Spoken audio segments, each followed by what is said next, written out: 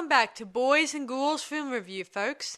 I'm your host, Sarah Stephenson, and this is my co-host, Mike Stephenson. Hi, guys. And tonight we will be reviewing that trilogy, latest movies franchise that just came out called Fear Street. Yeah, it's 3 movies they did them back to back. I think they actually put them on TV over 3 weeks, didn't they? Something like that? Yeah, early in the year. Yeah, and as you guys are well aware, if you haven't, this was based off the book series. No, based off. Based on it is. No, not based on. Based off the book series R.L. Stine, because this franchise, it's not connected to the books. This was a separate plot, but using the platform of Fear Street's books as a bit of a reference point. Yeah, this has turned into teen slasher films. So I don't think R.L. Stine actually wrote teen slasher books, did he? Well, he did. Not like this. Well, no, he didn't. Not this movie, obviously. Yeah, not Graphic, was it? But he has done Fear Street as a bit of a teen-related, for teenagers. Yeah, but books. not gruesome like this. Well, not as gruesome as this. Yeah, that's what I'm saying. He's made it for younger teens. Yeah, this is more for teens. While the Goosebumps series, on the other hand, it was more for pre-teens. Yeah. Where this one is more for a bit of a close to the being almost an adult type one. Anyway. Older teens. Yeah, bear in mind, he has written a number of different books, and not always necessarily the Goosebumps series all the time. He had to write something for a little bit more of an teenager-related Roald ones. Dahl did a few things. He did his kiddies' books. He did James Bond scripts and stuff. So True. Yeah. So, moving on. Moving right along. Okay, produced by... Now, these movies, I monitored a few moments ago, they were made back-to-back. Over about a year or a year and a half, whatever. Now, they did 3 movies, whack, churn them out. Now, here we go. Same producers, the same directors, okay? Yeah. Produced by Peter Chernin, Jeno Topping, and David Reedy. Now, on the 3rd movie, they brought in Corey Adelson, and he's part of the team on the 3rd installment of the franchise. The 3 movies were directed by Lee Janiak. Yeah, she's a 40-something-year-old lady, and I get from the impression she's very talented and she's done lots of other things, hasn't she? Actually, quite a few, but not a very big profile of work. But still, she's building up. But this is probably the most well-known and well-received. Cool. Okay, written by Lee Janiak and Phil Graziaday, I think is the right pronunciation of it. Now, they were the main writers. Now, with part 1, Kyle Killen assisted with the writing, co-writer. Part 2, Zach Olkowicz, he was a co-writer. And on part 3, Kate Traffy, I think is the right pronunciation, Traffy, was the assistant or co-writer on the 3rd installment. Yeah. There you go. Now, I won't go through all the actors. There's lots of actors when you got 3 movies, but the main ones... But stick around for all 3 movies. Stick around. Kiana Madeira plays Dina in the 1st movie. Olivia Scott Welsh plays Samantha Fraser. So they're two besties. They're more than besties. But I won't go into details just yet. Go on. Just leave it for the storytelling, will you? Every time. Shh. Benjamin Flores Jr. plays Josh. He's a prominent person in this movie. Yeah, he's sort of the first actor. He's a smarty pants. He knows everything. Yeah, and he's sort of the sister. Brother to what was his to the first first character, Dina. Yeah. And he's smart. He knows computers and stuff. And he's a little spark who plays games and stuff. But he just seems to know a hell of a lot about stories and different things and stuff. He becomes very instrumental in the movie. He's sort of into this urban legend in their town. But exactly I won't go into details just yet. Yes, I know. I wish it wouldn't. Julia Raywald plays Kate. Fred Heckinger, I think is the right pronunciation, plays Simon. and Ashley Zuckerman plays Nick Good. Now, I will go through other people. Basically, that's in part 1. In part 2, you both bring in some other actors. I'll run through them now. Sadie Sink plays Ziggy Bergman, and Gillian Jacobs plays C. Bergman and an adult Ziggy. So she's a narrator lady, isn't she? I think, yeah. Emily... And a younger guy plays Nick Good when he was, say, in his teens. I know that I was going to say that. Saying. I was going to say that. Yeah, I know you were. Emily Rudsey plays a Cindy Bergman. Ryan Simpkins plays Alice. McCabe Sly plays Tommy Slater. Now, Ted Southern plays a young Nick Good. Ashley Zuckerman shows up again, playing a sheriff role again. Giordano Spiro plays Nurse Mary Lane. And I think that's a rather interesting role in that one too. Yeah. And I won't go too much because most of these other people show up again and again and again. Yeah. There's a few, one, two extra ones and twos, but part 3, they're doing multiple roles, past and present, so it gets very confusing, so I won't even bother to go through that. Yes. I don't think anything worthwhile saying apart from, I think it was a job well done. Yeah. doing 3 movies. Yeah, one I after certainly another like the colours they use in this. They use blue, red, and green, very vibrant colours. Yeah, throughout the nighttime scenes. They did. A little bit like, where it says European movies, sometimes they use the different colour lightings and shades of the background and stuff. Yeah. A nice feel like that. Yes, create an atmosphere and stuff. Yeah. In the 70s and the 80s, they used to use lots of bright blue colours to imitate the nighttime scenes. Yeah, that sort of stuff. Yeah. But anyway, do you want to take on the storytelling now? Yes. Don't spend too much time on each movie because there's 3 movies. True. Yeah. So the first one. It takes place in the 1994 90s, I should say. And it's a big mistake there because they kind of made a miss up with the music because while it may be supposed to be periodly 1994, most of the music scores are rather all over the place in the 90s. They should have, I think there was a bit of a mess up in the communication between the music post-production and the director who just said just throw in 90s music and don't care where you put it. So you're telling me a 20-year-old today is really going to care about what happened in the 90s music-wise and what year? I suppose not.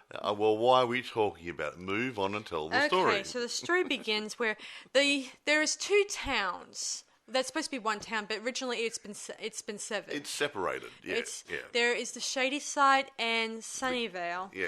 Both 2 different towns. While Sunnyvale is all wonderful, nothing wrong here. Yada yada. It's a bit like the good side of the tracks and the wrong side of the tracks sort of scenario. And Shady Side is got the rough end of the stick, so to speak.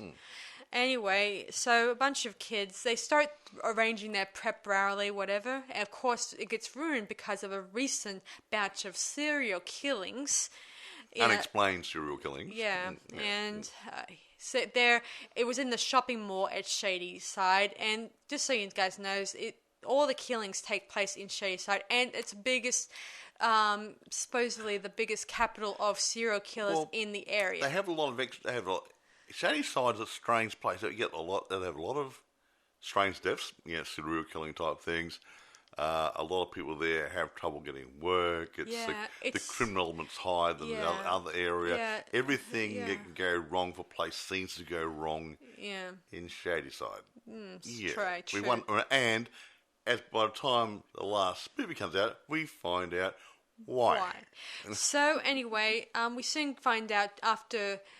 They try to do a special rally for the deaths of the people at the mall, and things go ahead after a bit of a collision with a bus and a bunch of cars doing some kids in the car. Yep. And naughty. Yeah, and they crash, and one of the kids named Samantha steps out of the car and she touches the soil, and then she gets a vision of a witch. Yes, this is the urban legend I mentioned earlier. See, there's a witch that's known in Shady Side that caused a curse for it to fall on the whole area.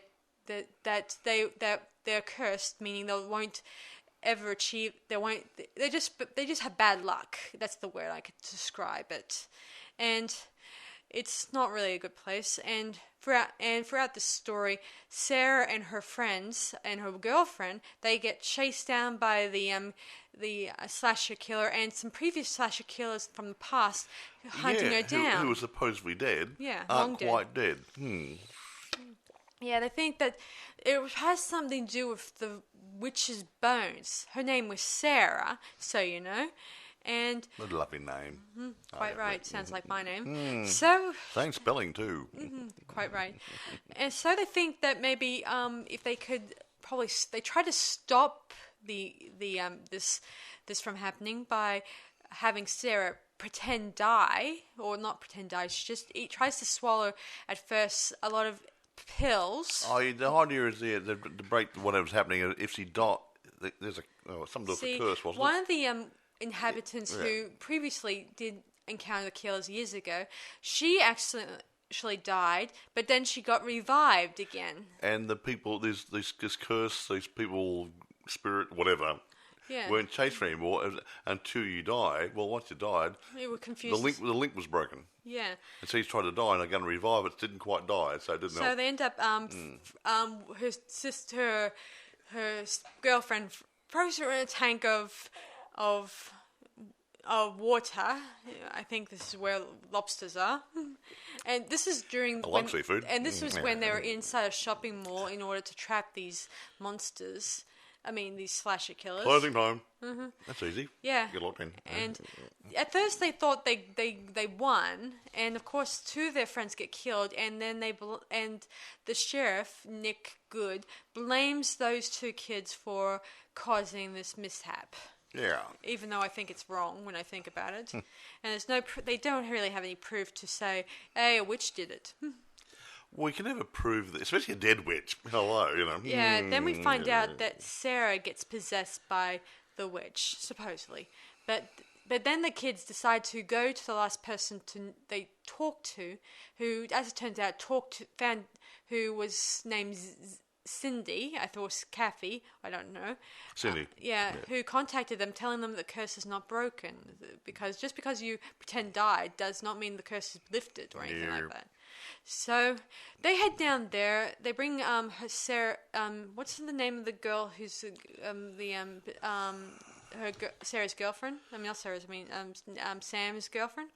Dina takes her girlfriend down to her house, and she gets the second bit to the story, which is. This is the second movie, I should mention. Yeah, that's now we're out and rolling the second movie. So see, we've lost over the movie a bit because it'd be too long. Yeah. Yeah, in this movie. Flashes back to the 1978. Well, the lady they go to see, she tells them what happened when she was involved with this about 20 years earlier. Yeah. And this was back in the 1970s, and this is... How was the music in the 1970s part? Oh, the music was fine. Okay, fine. Good. They never talked about it. So anyway, of course, in the 70s, it's a special camp, just like Friday the 13th style, whatever. Oh yeah. But I was waiting for Jason Voorhees to come out of the woods, you know. Yeah. Well, technically, you're not wrong there, Mike. Why? It looks so much like the one in the other movie, didn't it? Yeah, as it turns out, in this one, one of Cindy's sister. Was that the same camp you said? Yeah, I think there was one scene that was... That's what I was hinting at. Yeah, see, one of the scenes is actually shot in the same location as Friday the 13th. Yeah, you see, that's what I was hinting at, folks. I was waiting so for they her to say actually something. filmed at some parts of the old Crystal Lake. of the old Crystal Lake area. So anyway, this camp is named Nightwing, which I think is very weird when I think about it. Actually, you know... Nightwing, I mean, it's not a bird, but remember I told you about Batman and Superman and the boys, and I think one of the kids had a secret personality called Nightwing. Yeah, Robin when he got older, he went on to call himself Nightwing. Yes, well, yeah, something, that's right. Yeah, Robin, yeah. At least one of the ones who lived that long. Yeah. Anyway, how about that? So back to the story. Okay. Sydney is a guidance counselor, or counselor at the camp. Yep. And she doesn't believe the whole curse thing, and thinks the best way she can avoid it is by trying to transform herself into something else. Really nice. Now she's a shady side person, coming from a bad area and trying to make herself better so she can hopefully move up and out. Throughout this movie, shady sides and the sunny side up, or they have a very central rivalry. Like they don't like each other, they hate each other. And the good guys at Sunnyvale are real cretins, and they always want to take the pee out of the other guys all the time. Yeah, make them feel worse. They throughout really this are. movie, they make out that shady side is evil. Yada yada. Nasty and horrible and a bunch of losers. That's a nice, wholesome thing to put in the movie, isn't it, folks? You know, not really good. So anyway, moving on. So Ziggy, I think her name is, Sydney's sister, she finds out about the curse, and she tries to pull a prank because some of the kids were teasing her about being a shady side and called her a witch. Yeah, all the usual crap. Usual stuff. Yeah. She even falls in love with Nick Good, who's the eldest brother to his younger siblings. And he's the son of the local sheriff or something, brother. Or at least he's passed away. He's passed away, but he's the son of the local sheriff. And the idea is once he leaves school, he might follow in his father's footsteps and become a sheriff. Which we do in the 1994. He does, yeah. Nothing to go on. So anyway, Ziggy and Nick, they get along with each other. There's PG for niceness there. Yeah, a bit of kissy stuff. There's no... there is a bit you don't need to have sex scene. There is one or two little sex scenes. There is one sex scene, which is a bit of gross... it's not gross. It's what teenagers get up to. A bit of nudity. Well, if you call a guy seeing he's flashing his butt, you see a butt walk and that sort of stuff, and you see a couple having sex, but it's a bit of a profile job. I don't see too much, so it's not in bad taste. It's just like some movies you see. Yeah. Soon enough, the kids. It's not a sex movie. It's a slasher movie. Soon enough, their nurse acts all funny, and the kids discover she has a book or a notebook that says that gives us the indication that there is witchery going around in the neighbourhood. Yeah, he tries to kill somebody. Doesn't he? She kills Thomas Slater. Tommy Slater. Yeah. Which indicates later on we find out he's going to be the next slasher killer, supposedly. Yeah. So it sort of passes the mantle, you see, somehow or other. Yeah. And this lady, the nurse, knew that he was going to be the next slasher killer, so she was going to try kill him before he became the slasher killer, trying to break the chain. Yeah, but because somehow... her daughter was... What? See, her daughter was also a slasher killer, and she's trying to figure out what is causing this. Yeah, and she figured it out, but she's trying to stop it for the next one. But it doesn't always happen that way. Yeah. So anyway, so the kids end up going into the woods, and they find the hidden spot where the witchery stuff. It happens below ground, so you know. Yeah, but a big tunnel system underneath the town. There's a big tunnel system. And the campsite, I mean, interesting. Yeah, and the kids didn't find the tunnels. Kids like that. True. Anyway, so while this is happening, the kids are having a special, what do they call it, capture the flag type thing. I think it's the thing they play this game. They have a red flag and a blue flag, and you got a red team and blue team. They got to capture each other's flag or something or other. I don't know how it works. I haven't played this game for years. And you can take prisoners, and whoever keeps their flag safe and takes the most prisoners, I gather, is the winner. Yeah? Something like that. Yeah. Anyway, Thomas eventually does become the killer. He starts hearing voices and he starts acting all weird. And eventually he starts hacking and whacking. He's really good. Hey, he should be Jason. They'd make a good team, wouldn't they? Actually, he ends up wearing a sack that makes me think of Jason Voorhees. In the first... Yeah, he wore a sack, didn't he? Second movie. Yeah, he wore a sack for a while. Originally, he did wear a sack, and then by the third or fourth movie, he started wearing the hockey mask. Which is...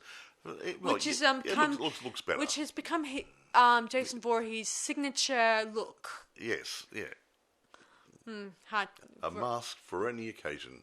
Quite right. Yes. Anyway, I know the original guy who played Jason 4. He's an awesome guy who's now gone on to playing music, and I applaud him for that. Oh, okay, cool. And I applaud him for his choice of music. What sort of music is it? Well, I haven't heard it yet, but I'll definitely check it out eventually. Oh, we must. What's his name again? I'm sorry, I'm bad with names. I know him really well. I just Anyway, sorry guys, I'm being rude. Anyway, I'll move back along to this movie. Sorry guys for not being open. So, anyway, our heroes eventually end up getting stuck inside the tunnels because there was a bit of a cave-in, and that prevented them from getting out the other way they came in. So they end up having to try to find They end up going through the tunnels, and eventually they had the witch's book, and they figured out that part of the book actually had a map sort of thing in it, and they figured out if you read the book properly, you could find your way out to at least one of the exit points. As it turns out, that they find red moss, which is scattered throughout this on the ground and stuff. Like red weed in the War of the Worlds. Yeah. So they do find eventually an exit, which is more of a toilet. Yeah, the hole comes up underneath the ablution outhouse, block, whatever you call it. Yes. But the thing is, if that's been there for a while, you think that place would have been up the rears in poo. Ew, gross. Yeah, but it wasn't, so maybe...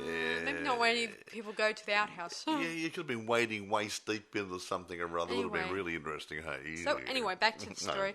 Eventually, her sister finds them there, and she gets wind of all their major adventures, indicating that they must reunite the witch's hand to the bones of the witch. They found out that there's something about the urban myth that they had a hand cut off. Yeah, see, the witch had her hand cut off, and I often thought maybe it was either done by a spell or maybe by one of the members. But that comes out in the third movie. Yes, so I'll explain more then. But they thought if they reunite the hand with the skeleton of the witch, maybe the curse would be broken. Yeah, they figured that the witch was buried underneath the remnants of the hanging tree, which was now in the shopping mall. Yes. Yeah. So anyway, they head on down to the tree, and the killers continue swinging their axes. Yeah, all the dead killers. Yeah. Or whatever. And they eventually dig and dig and dig, but they haven't found anything. Only a rock that says "Here lies the witch." Or she'll live forever or something or other. Something like that. Yeah. Oh yeah, it says the witch lives. Yeah, it says that because her friends. Well, wait, I want to get to that part in the third movie. Thank you much. So let's just leave that till. Well, the body had been moved. The body had been moved, meaning indicating that they can't reunite the hand with the skeleton. Unless they can find the skeleton. So they end up getting slashed and dashed, and eventually Nick arrives and gives mouth to mouth to Zadie, and tells the authorities that it was Thomas who went on a killing spree, and not indicating anything to do with the witchery. Yeah. So they didn't want. No one wanted to mention the witch. Not even Nick wanted to mention it. He thought it was all... Even if he knew, he didn't want to say anything because he had other reasons. Yeah, for a while, Sydney didn't believe in the whole witch curse thing. She kept saying, all bad things happen for a reason. I know that I feel that way sometimes myself, but I also think there's always a reason for some things too. So, anyway, her sister's dead, Zadie is alive, and she's been living under a different alias, I think. Isn't that right? Oh, no, I don't know. I think she was. She was living under a different alias, meaning possibly, her name was Christine something or other. Yeah. I guess Nick did change her name to make sure these creatures don't chase her, I think. Well, I don't know. I don't know. Anyway, it doesn't matter. It's not relevant. Anyway, so... what's her name again? The girl in the 90s version. I keep forgetting. Dina then asks Zadie, is the hand still in the near the tree? And of course, Zadie said, yes, it's still there. So Dina and her brother Josh, they head down to the mall and they dig until they under the tree, and they found it. Aha! So they head down to. It was handy, wasn't it? They then head down to the main where the bones were, where the car did the crash. Yeah, they realised that. Yeah, that's where they had to reunite the hand to that gravesite. Yeah. Yeah, they head down there, and as Dina adds the hand to the rest of the skeleton, she then gets a bit of a flash and she's bleeding. Just so you guys know, each time the victim comes across the witch's bones, she bleeds. They get a nosebleed. Yeah. And so the blood drips on there, and then we have a very strong flashback to the past where we get a bigger understanding of what's going on. So this is where the next part of the movie goes back to 1966. No, 1666. Okay, sorry. 66. No, 1666. That's what I said. 66. No, 1666. You said 6066. Okay, 1666. Yeah, okay, right. So 1666. So this is the next movie, and this one takes place back when Sarah was still alive, and it gives us a bit of an insight look into what went down. As it turns out, Sarah is a good girl, a good religious girl, and she's in love with a nice girl named Hannah. So she is a bit of a and Hannah's the daughter of the local minister, isn't she? Yeah. Yes. And the mother's not a very nice. It's actually, the mother comes over more like a witch than the girls do. Yeah. And one night, while the girls had went off to a private party with a bunch of mates. Well, a local town party. Could have been end of summer, beginning of summer. Yeah, with some sort of festival they had there. Yeah. So they have fun, had a few kissies. Well, they went away from the crowd. Yeah. But someone was watching them. Yeah. Later the next morning, something weird is happening. Some of Sarah's food that she's collected has now rotted. Yeah. And other things in town. There's she had a pig, that was giving birth earlier at the beginning, that is now eating its litter. Ate all its babies, yeah. And then other people had problems with their food and crops, and other things were going wrong, and something went wrong that morning. And everyone thought, we got a witch here. Yeah. So witch hunt starts, hey? Yeah, just like the clockwork in Salem witch trials, which is probably around this time, guys. Yes. Around this time, mostly. So anyway, they then start accusing Sarah and Hannah for being the witches. Yes, and doing unspeakable, unholy things. Although they're just as much, they're also having problems of their own. Hannah's dad is now acting all weird. Yeah, he's possessed or something or other, we think. Yeah. And Sarah's crops are just as bad as theirs. Yeah. So technically, they don't exactly have any problems either. They're having problems too. Yeah, everyone's having problems in the whole village. So you start thinking, so if she's a witch, there must be someone else there. Yeah. So if she was a witch, per se, guys, she would have good luck or good fortune. But you have a couple of rednecks in the area, obviously, who make a lot of noise, don't make a lot of sense, but people believe them anyway. Yeah, eventually. Hannah and Sarah chase down. Hannah gets caught, and Sarah tries to hide and tries to find out the truth. She goes to a friend's place, a man friend. Yeah, named Solomon Good. Or just Solomon. Or Solomon, yeah. I read somewhere that Good is actually an old name that goes back to the Salem trials. Let's just move Anyway, along. Moving on. We believe his name was Good. It didn't come out. Yeah. So she finds out underneath his house that he's keeping secrets, and finds out he's been offering his soul to the Satan. Yeah, he's a male witch. He's a warlock. Yay! Yay! And of course, she fights him, and he tries to coax her to go be on his side, yada yada, in return, but she's not going for it. So he accuses her of being the witch. Yeah, he sets her up for the fall. Yeah, and of course, while they were fighting, he ends up cutting her hand off, and that's where the hand ends up being left in a tunnel. So he cut her hand. He cut her hand after doing a fight, and just left it in a tunnel, like Sarah said. And it will be left there until 1978 when the girls find the hand years later. Yes. Yeah. 78 or 94? 1978, I think it was. I thought it was later on. I just meant like... What? Oh, that's right. Yeah. Anyway, moving on. Yeah. She then... They do the usual thing. They do the leeching, telling them, guess what, you are a witch, pelting some tomatoes, whatever. Yeah. And they then drag them... Open the salad bar. Yeah. They end up dragging them to the tree, and they kept saying, confess to your ugly sins, yada, yada, yada. Of course, Sarah says she confesses, and she says that Hannah is not a witch, all that stuff, and Hannah is spared this horrible fate of being hanged, or hung, or whatever. Yeah. And she saves a friend by saying she's a witch. Yeah. Anyway, while this is happening, she swore to Solomon and that one day the truth will weed itself out. Not today, maybe not tomorrow, but someday, and that her throughout she will be around watching over the whole. She'll be present during all these destructive things that him and his descendants are going to do. Yep. And so then, she took on the role of a witch, I suppose, by passing a curse over the town. Yeah. Anyway, she then gets hanged, and later that night, her friends decide not to have her buried underneath the tree and move her body to a better spot. Where no one will disturb her bones. Yeah.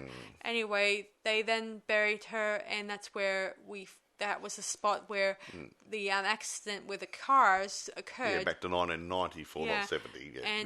And what's Dina. I don't know why I can't remember her name. Sorry, guys. Dina. If it was an interesting normal name, I could probably be able to. Like Fred. Yeah, something.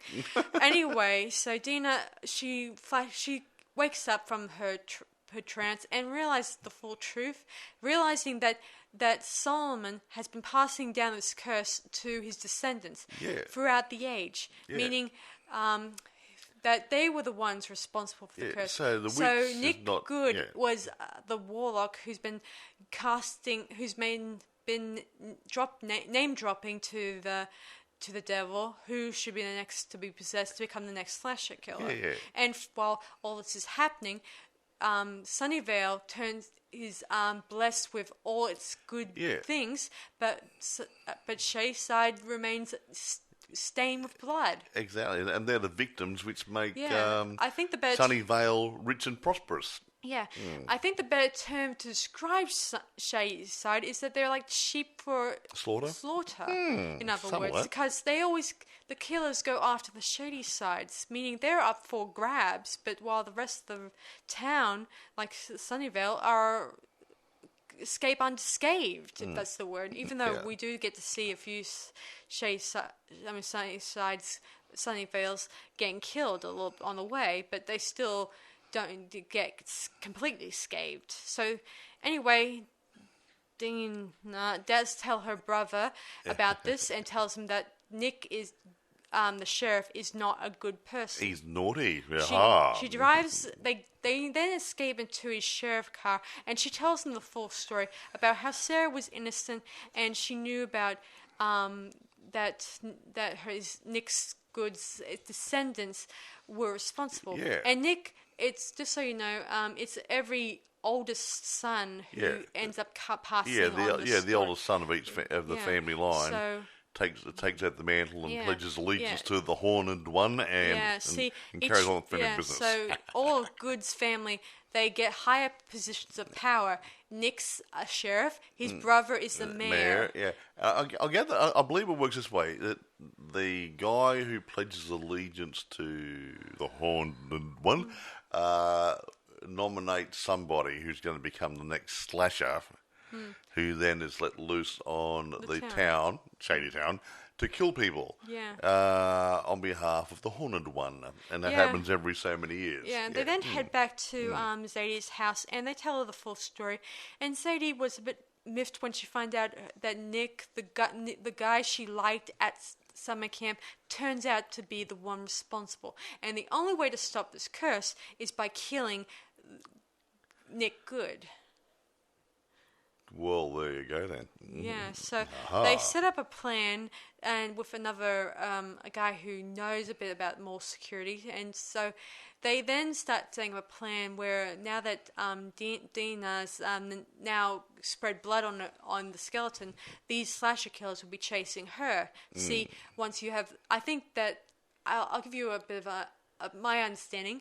Every time someone gets close to knowing the truth, those slasher killers are going to chase them. Yeah, That's put them out of the picture. Yeah, see, Nick, I think, is trying to get them out of the way so no one will tell anything that's happened, even though who will believe a witch? Or who believes the mythology stuff? Yeah. No one will believe it. And yeah, considering these dead guys' spirits are there to protect their Lord and Master's main man, who's currently in charge of Sunnyvale, so yeah, they're going to do the right thing. They're going to be his henchmen and henchwomen. There's a woman there, wasn't there? Yeah. While Nick Good remains having his hands blood clean, if that's the word. He did. He didn't do anything naughty. Yeah, he's not they one knew anyway. So they end up using Dina's blood.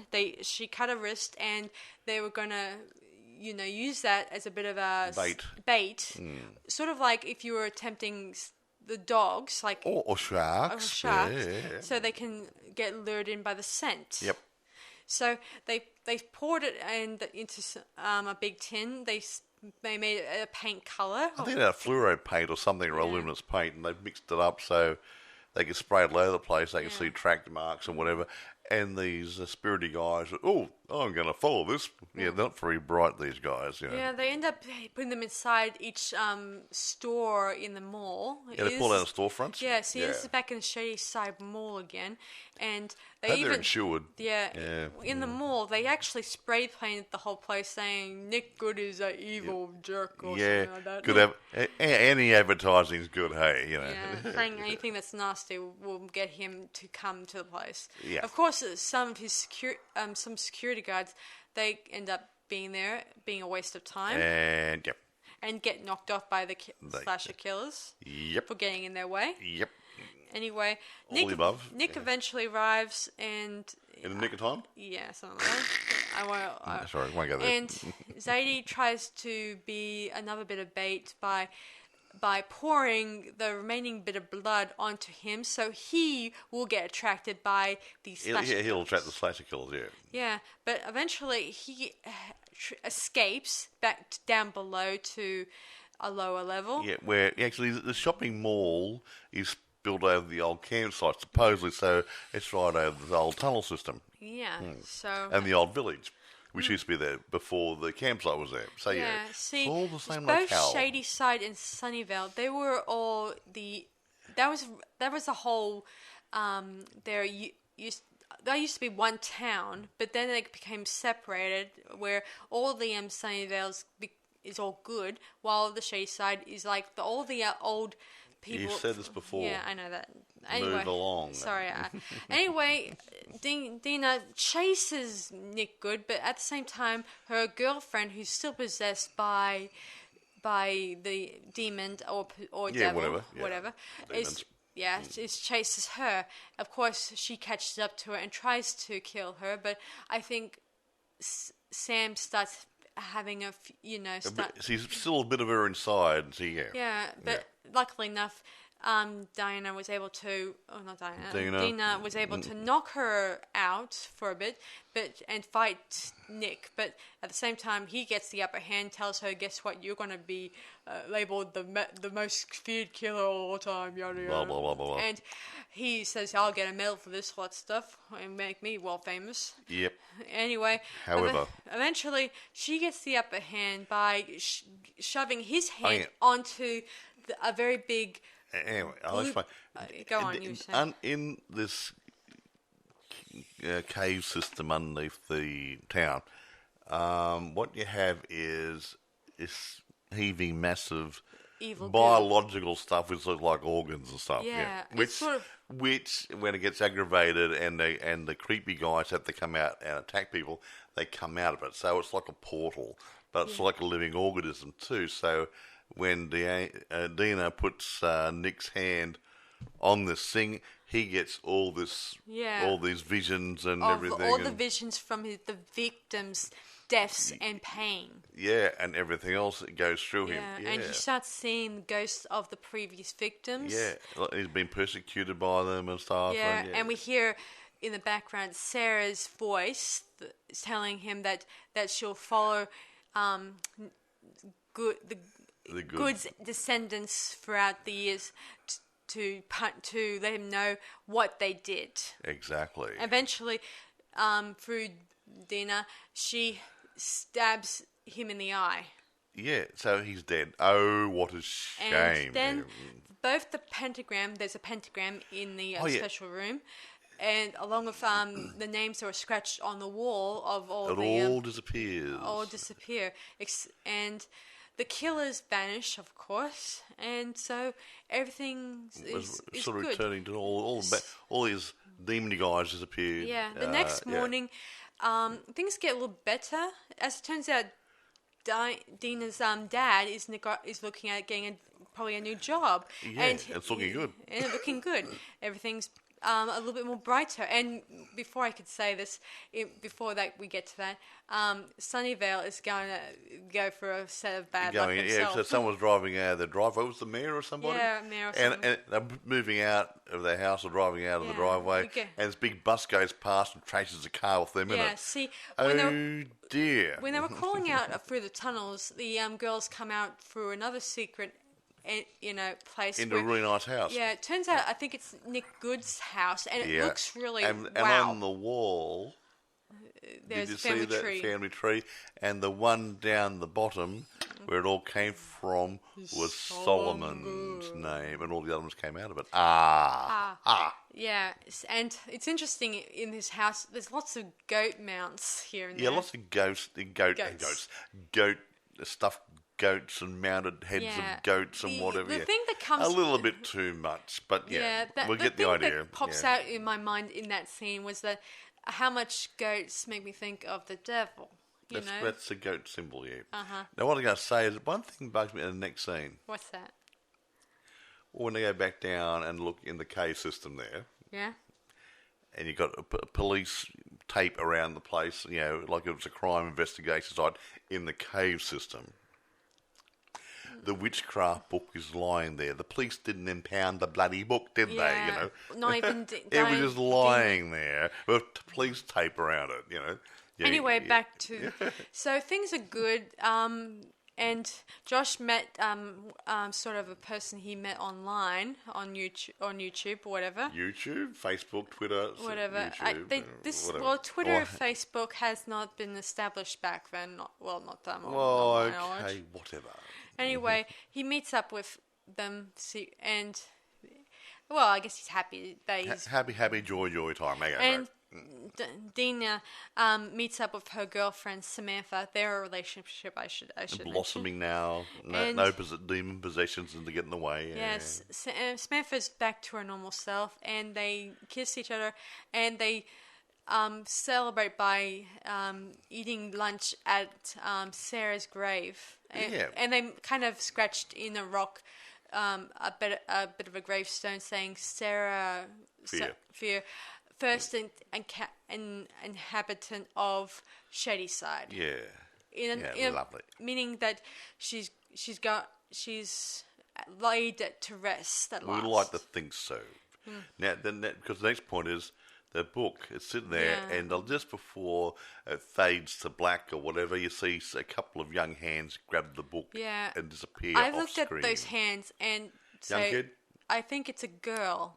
Teenager, possibly. Teenager girl, supposedly. Someone has stolen the book. Is it going to start again? We'll never know. Whether it's a shady side or maybe a sunny side, I don't know. I don't really care. Whatever. Anyway, end of story. So the three movies together.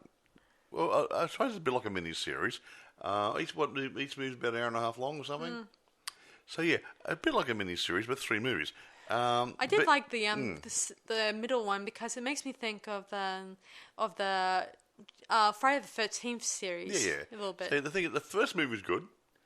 Yeah, you got all good running around, some people dying, and the second movie was good. A lot of people didn't like that one. The third movie was a bit slower and to bring it all together. So some people, I think some of the critics said, "Oh yeah, the third movie wasn't as good as the first two." But some period in the movie has to be pulling all the strings in and time off, and not say this is where everything is leading to. So there's going to be a bit of quiet time before you get to the climax. Yeah. Yeah. So yeah, I thought it was pretty cool. I should mention Sadie does meet up with the old nurse at the end too. Yeah. Because they were very close at the summer camp. Yeah, they were friends. Yeah. She was a mentor, friend, confidant, whatever. Yeah. Yeah. I thought it was nice. So yeah, so it was really nice. And I certainly like it that Sunnyvale is going to get what it deserves. Well, it's not going to. They're not going to get anything anymore. Bollywood. I things yeah. could go bad. Well, maybe not all bad, just a mixture of good and bad luck here and there. You know, yeah, maybe getting a bit more bad luck than good luck. The luck they had years ago is going to disappear. Like the mayor guy made now that you should know. On the news, in one of the scenes, we find out that the mayor finds out that his brother is a slasher killer, and now that this news is coming out, that can destroy his career. It's going to destroy both his credibility of being re-elected, but to be mayor, whatever. Yeah, slasher in the family is not really good advertising for a mayor. No, I'm amazed that I would have loved it if he got killed too, considering he was a son too. Good too. Yeah. Anyway. Maybe it doesn't. Maybe it's only for the oldest son to be killed. I don't know how it works. Now, actually, this is interesting. I thought the movie took longer to make the movies. The initial shooting started in March 2019, and they wrapped up the filming in September 2019. That's the 3 films. Wow. You're kidding me. That's not bad. Well, at least it got done before the COVID. No, I mean, missing the point. They made 3 movies in about 6 months, pretty much. That's not bad. They did really good. Now, filming locations, I haven't got too much information on this. However, some of you guys will know this. I got no idea because I don't know the areas over in America. The filming began in Atlanta. I know Atlanta. And East Point, Georgia. Okay. Several vacant storefronts in the North DeKalb Mall in Georgia were renovated so they could be used for the filming.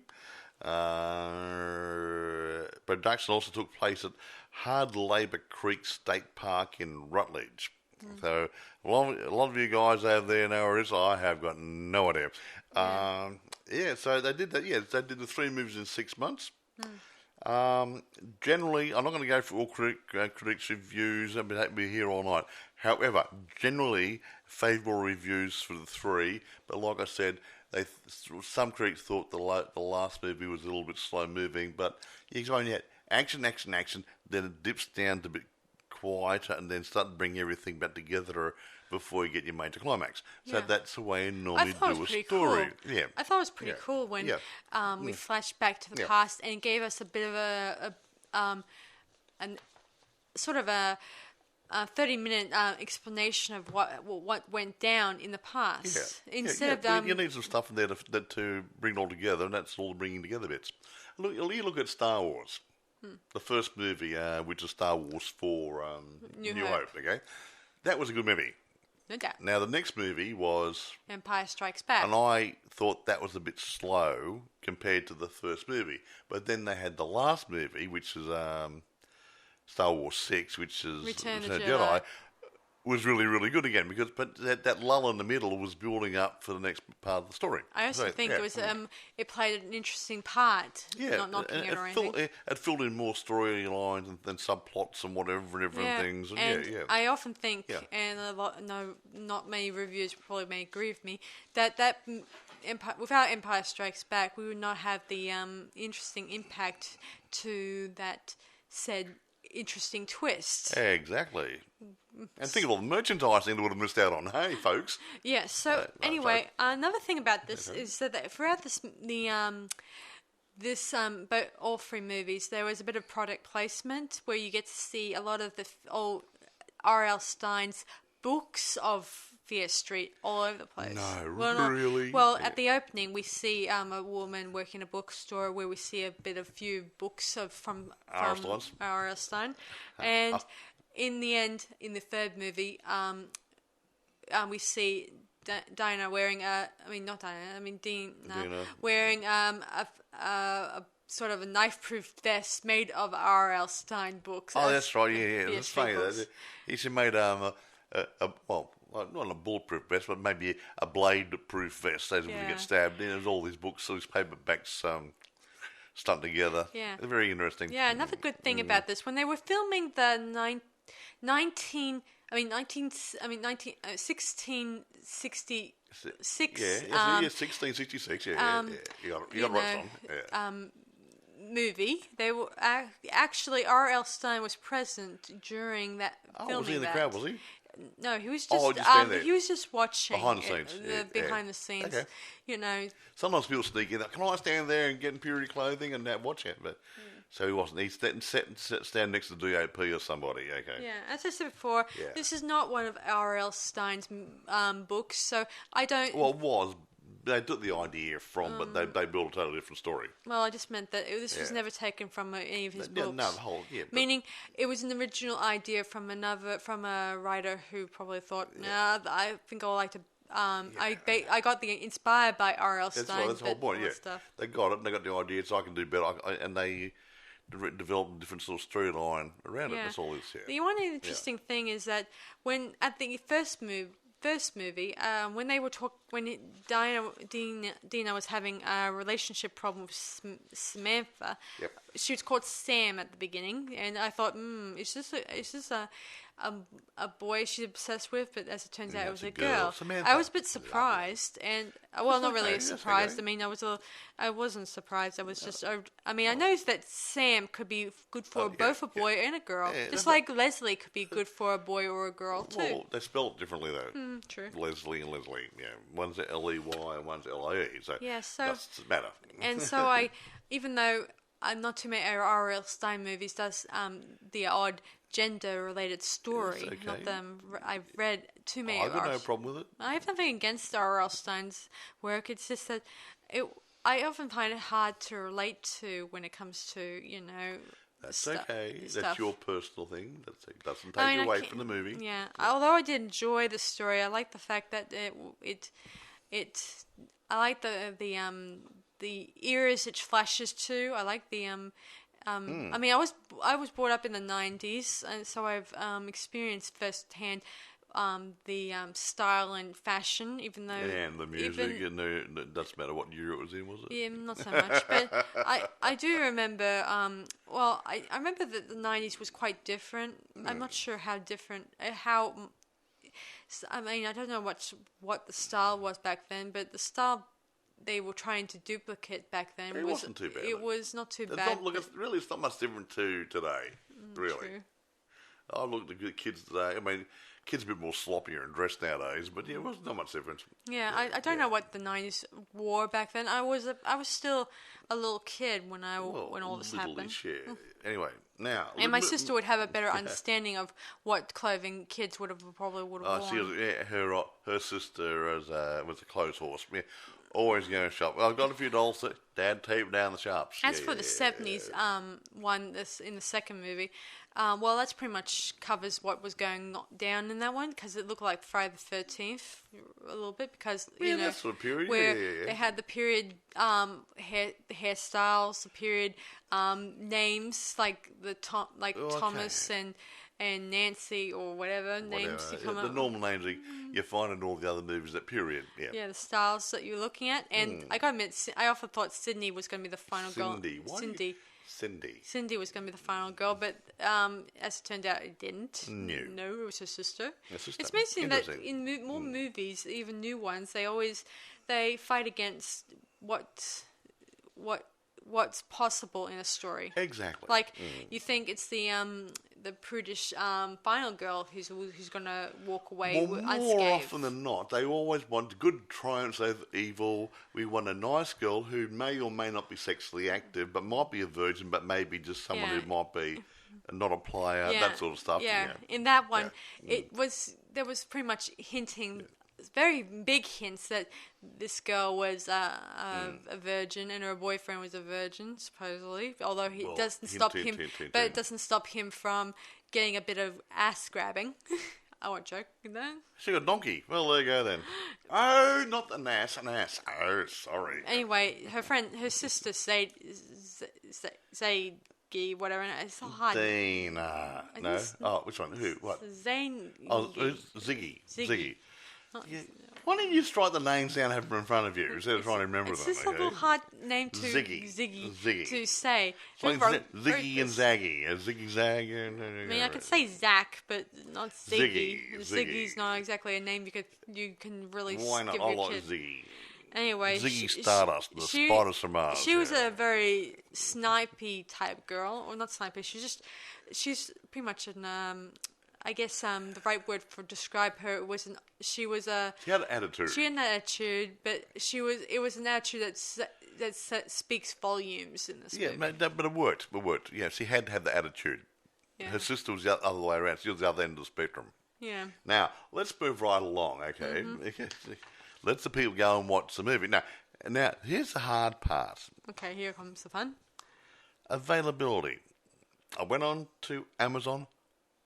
I can't find it. It's probably because it hasn't been released on Amazon yet. I was going to say that. Can I actually roll on and with this? Not to mention, it was on Netflix, and it's not too long ago that was released. I was going to say that. That's my job. I know. I'm just telling you that. And it's not on eBay. There are posters and stuff there, but so it might be too early, or it might be on a streaming service. I don't know. So I'm not going to go and check every streaming service and have a look at them and see what's available.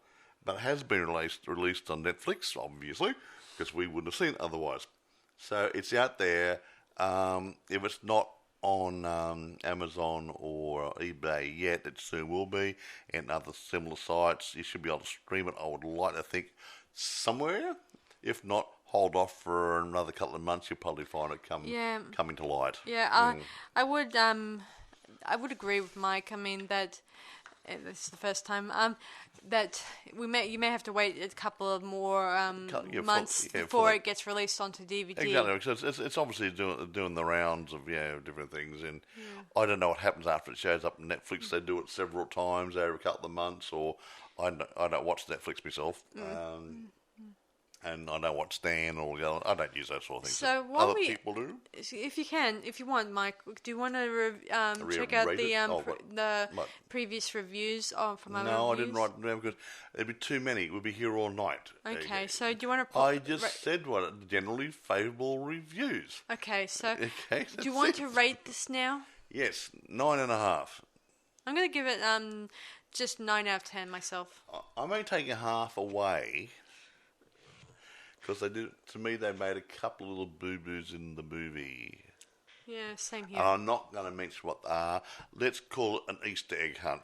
You find out what boo-boos they made in the movie. Sarah picked up one of them with the music being for the wrong period, out by a few years. That's not a biggie. Yeah, I often think that the reason that occurred was because there was probably a miscommunication while post-editing, and the person... That's 90s music, they put 90s music into it. And the person in charge was told to put in 90s music, does not matter what date it came out. It was early 90s, would have been better, not just 90s.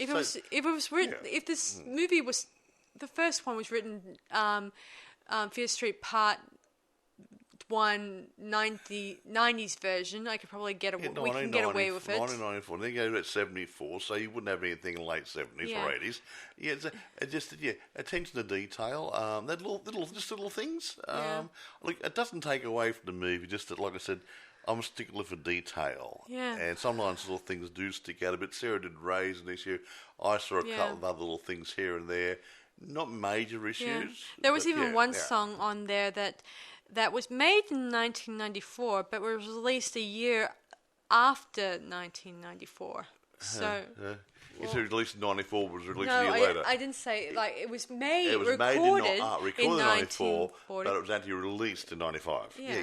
So there was a year. Does it really make a difference? Actually, it does, and if you're a music buff. Yeah, music buff, exactly. But that's one taking away. They sort of, it's like when George Lucas did American Graffiti. He picked the time and he picked all those songs and stuff that those kids would have listened to at that period. Now, wait a minute. You don't know what songs came out in what year back in the 50s, do you? Nope. So he just got the songs and stuff out of the 50s and bunged them in the movie. Okay. So, so he might have been a little bit wider than Mark in a couple of tunes. Yeah, and not to mention, Wolfman may have been a little younger. He would have been younger, 19, whatever era it was. He would have been a wolf cub instead of an old wolf. Yeah, considering that he made a cameo in that movie. Well, yeah, but he would have been a younger man doing that at a radio station. Yeah, true. But if he came back to this movie, what 20, 25 years, 30 years later, and he's still doing the job, but obviously he's an older guy. Yeah. I gotta admit, it was cool when Wolfman Jack came to one of Alice Cooper's concerts. Yeah, not he did. concert, it was not. No, it was a concert. Alice Cooper was going to with lots of other bands, and I think Wolfman Jack was the MC, and he came out in elephants and different things, and harem girls. And harem girls. I mean, he must have had a ball. Good old Wolfman. I don't know if he's still alive. Do you know? I haven't heard. He's getting old. He'd be old Grey Wolf by now. I remember he made a cameo in a cartoon once, but I don't think. Yeah, no, that's okay. I'm talking about now, today, this year. I was wondering if he was still alive. I mean. No. Yeah, but he'd be getting old. Yeah, well, he's not a young wolf anymore, is he? No, he's an old grey wolf now. Anyway, so I do like this one, and I do like the second episode a lot because it deals with themes from old slasher films that I really like. Yeah. Like the whole slasher camp movies, you know. Yeah, that's it. That deals with you in the wilderness. There's a killer running loose. Yeah. Your parents send you away to have a happy time at a holiday camp, and hoping you won't come back. I went to camp, and all I got was this lousy, bloody shirt. Yeah, but really bloody shirt. Oh, we rent your room out. Yeah, okay. Anyway, that's about it for us, I think. That's it. I'm all talked out. Yeah, I got nothing else to say. I would love to tell more about more of you guys, but you guys might want to go to bed. Yeah, let's get rid of it. Yeah, so thanks for listening to this latest episode, guys. So this is Sarah Stephenson and Michael saying we'll see you guys for our next podcast. Bye for now. Bye, guys.